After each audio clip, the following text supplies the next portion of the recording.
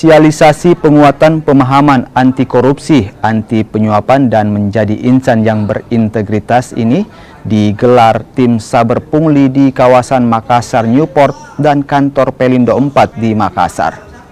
Sosialisasi ini pun diikuti puluhan karyawan PT Pelindo Regional 4. Tim Saber Pungli pun meminta pihak Pelindo untuk berkolaborasi dengan semua agar bisa bersama-sama memberantas korupsi. Perubahan ke sistem digital bisa jadi salah satu jalan untuk menekan pungli hingga korupsi. Memang teori dasar daripada pencegahan pungli itu adalah meminimalisir ketemunya manusia dengan manusia, antara kemudian serviceman dengan customer, gitu kan. Serviceman ini Pelindo, gitu kan. Nah, ini sudah dilakukan secara baik, artinya secara integrated teknologi capacity ini dilakukan. Tetapi upaya-upaya pencegahan pungli dan corruption di sebuah institusi itu tidak cukup itu. Harus ada disebut dengan saya bilang human integrity.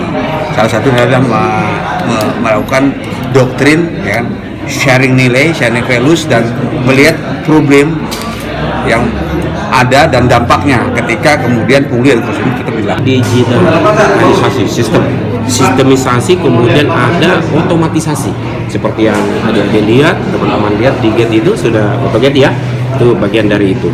Dan yang lebih penting adalah program transformasi yang ditransform itu seperti di sini saya, people-nya, kemudian SOP-nya, mesin kalau ada, kemudian teknologinya karena baru.